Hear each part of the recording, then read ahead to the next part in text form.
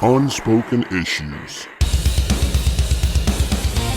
Then, as we get into the second part of this story, which happens in Ghost Rider number 40, this was on the shelves June 8th, 1993. The title of the story was Hunters, written by Ghost Rider Howard Mackey, penciled by Ron Garney, inked by Christopher Ivey, lettered by Janice Chiang, and colored by Gregory Wright.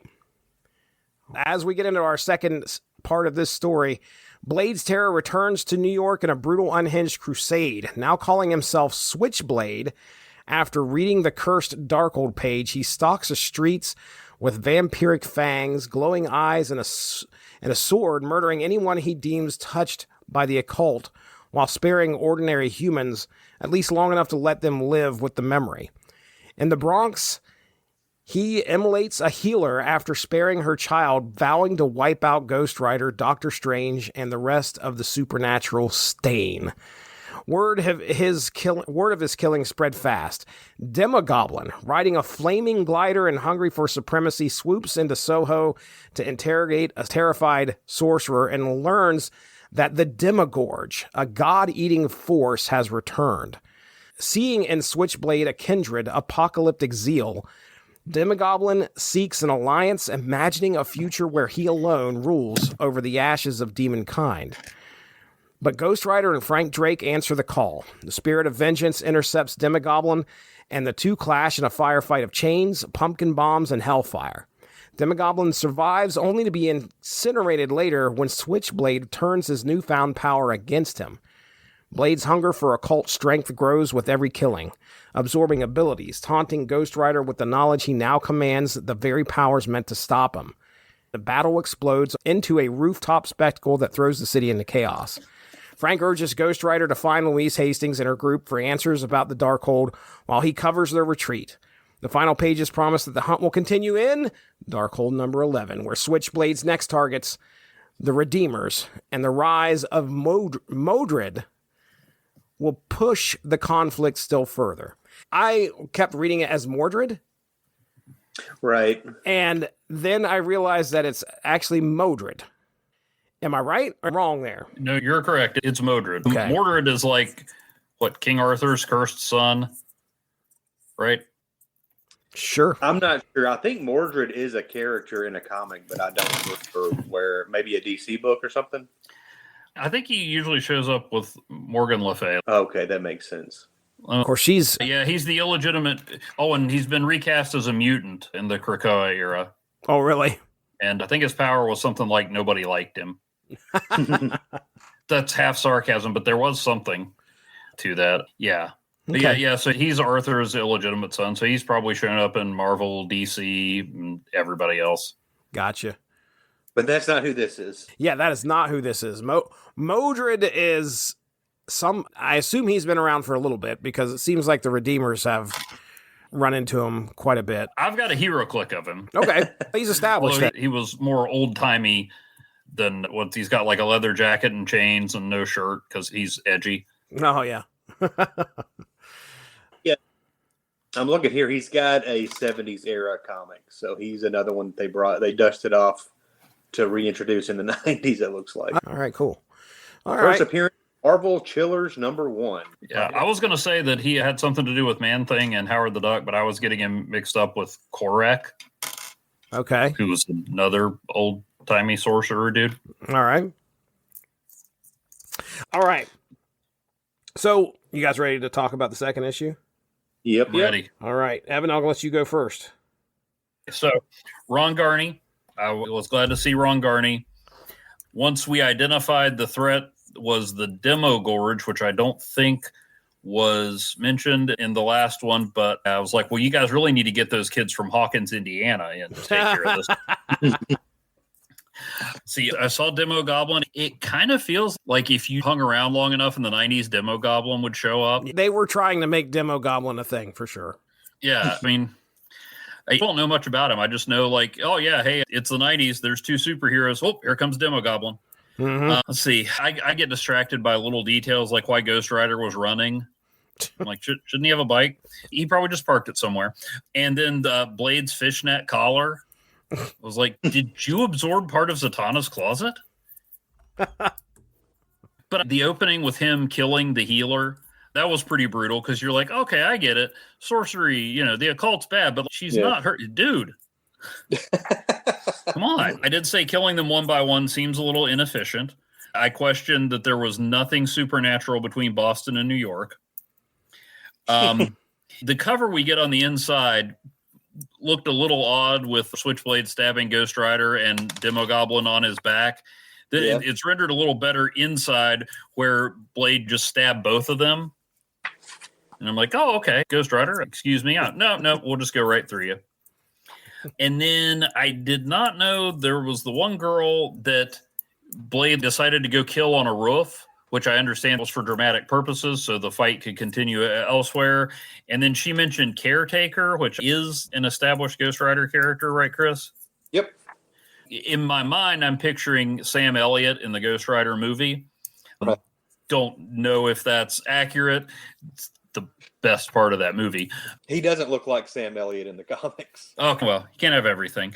But yeah, I mean, more just brutal stuff. Switchblade is just utterly relentless. I didn't know a lot about the Darkhold Redeemers, but I'm like, hey, you're probably going to need more than those guys to slow this dude down. Yeah, for sure. So that's Seer on the roof. Yep. I wondered, like near the end of the last issue, we see, yeah. But I did not know that was Seer in here, that Blade was taking off after. It makes sense. Does she even get introduced in this as the Seer or Seer? Not in this issue. Okay. I thought she was like Lady Shatterstar or something. Right. But again, that's just showing what I was reading in the 90s. Same here. All right, Chris, I'll let you go here, man. I'll finish things out. You go second with your notes. Give us some more coherent thoughts than babbling. Nah. I really like young Ron Garney, his art in this. Like, he did Night Stalkers initially. I don't know how many issues, but eventually he moved over to Ghost Rider. It's like night and day, his progression from the year earlier to this. And part of it might have to do with, the inking, whoever the inker was and stuff like that might have helped. But I really love his Ghost Rider. Also, about halfway through, we get Ghost Rider and Frank Drake smashing through Midnight Window Massacre. Like Evan said, it's always fun when Demogoblin shows up. And it's cool that they included him to give Switchblade more powers to absorb and just give him a little more of a boost when he finally takes him out. I don't know if Blade would have necessarily killed this healer or tried to kill Seer in the previous issue, but it seems like the more power he gets, the more corrupted by the Darkhold he is. You see his appearance changing as the series goes on as well. Oh, yeah. I wonder if the influence of the Darkhold is making him even more bloodthirsty than he was initially. The club scene, I think it inspired John Wick. When the bouncers try and stop him and Blade says, stand aside, he could have just said, "Give me a keg of beer." That's what it reminded me of. What is that from? Teen Wolf. Teen Wolf, yes. You can just drop in the actual clip. Yes. But that's kind of all I got for this one. Again, this is another all-action issue.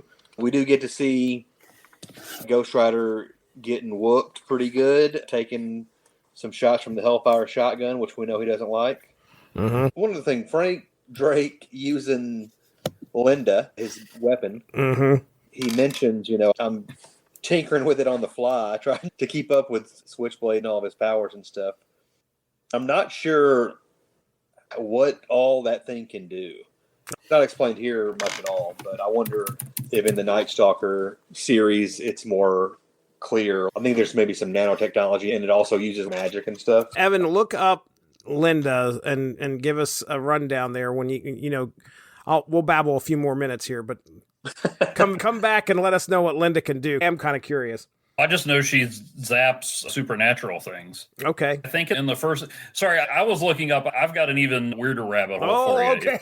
I know you guys are fascinated with people going through windows in 90s comics, so I'm sure you're both familiar with the term defenestration.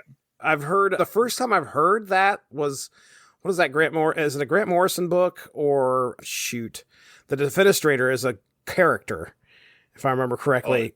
That defenestrate is a verb that means throwing something out of a window. Yes. So I wanted to look up with people jumping through windows, throwing the most. So Google AI says the most direct antonym for defenestration is infenestration, which means throwing something into a window. But I also stumbled on if you're jumping through a window, that would be auto-infenestration. Auto-infenestration. Oh, that's good stuff. Linda zaps supernatural things, but auto-infenestration. So instead, if you want to say, instead of someone breaking through a window, if you just want to say it's an auto-infenestration sighting, that could go on the Unspoken Issues bingo card. I love that. I love that. I didn't give you what you wanted. I gave you what you needed. I'll take it. Linda has her own fandom page. Now, this seems you guys do legit. know why it's called Linda, right? Reference to Linda Blair. Yeah, Linda Blair. Love it. Also called the Exorcist Gun. It's an advanced weapon equipped with several colloquially named necrotech features. It was first developed by MIT engineer Silicon Valley. No, come on. Designs developed by Stark Industries. Silicon Valley. Or Val. That's good stuff. I'm so glad Linda has her own page. I figured she would. Using nanotechnology, the Exorcist Gun tracks and targets the unique energy signatures given off by supernatural entities. All right. Uses plasma charges, which act as a suspension medium. Steal it? Does it say that he stole it, or did he was he loaned it, or did he buy it? This was before eBay, so. That's true. He used the last of his fortune to commission the development of the Exorcist Gun. Oh, so he is the guy that's behind, funding it. Okay. Yeah, bought it. He had it designed. So it's like Bruce Wayne if he ran out of money and hunted demons. Yeah, right. The Defenestrator. He spent all his money on the Exorcist Gun and Jerry Seinfeld's puffy shirt. Yeah.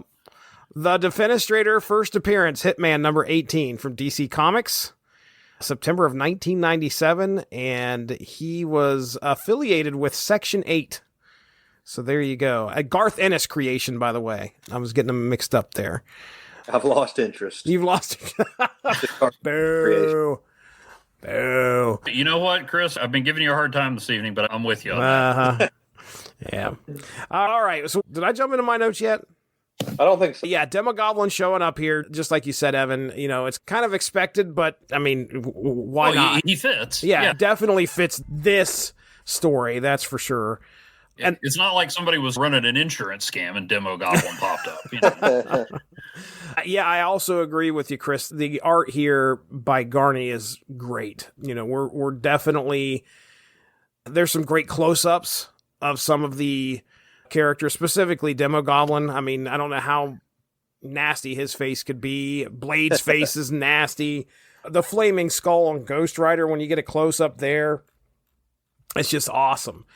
Yeah, we got a club scene going on here. I mean, really, it's showing you how driven Blade is to find people, just any speck of supernatural activity that lies in a person and eliminate it. And we get that right at the beginning where he kills the one lady who's a healer. If she could be using her power for good. Blade does not care.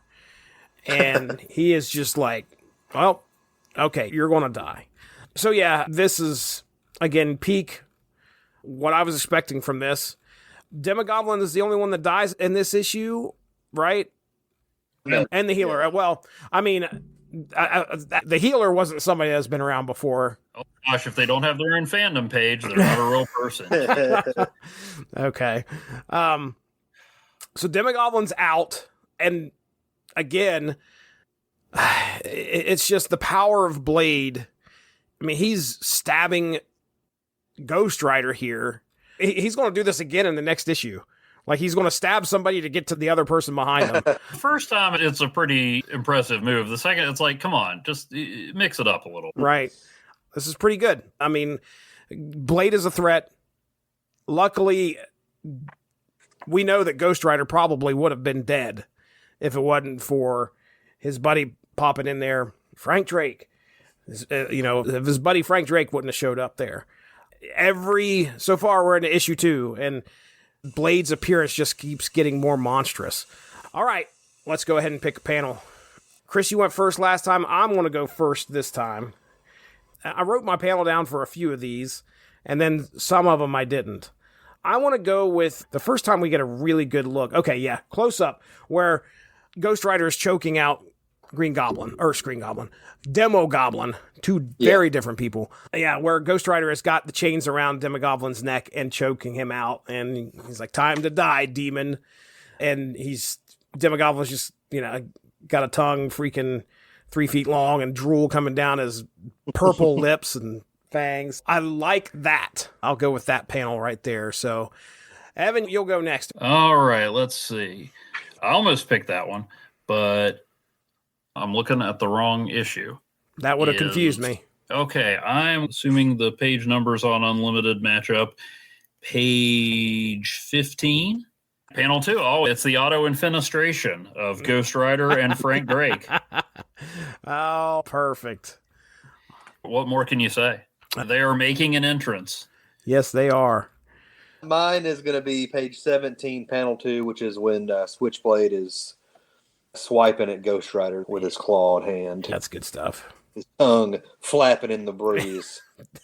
Oh, yeah. It's gruesome.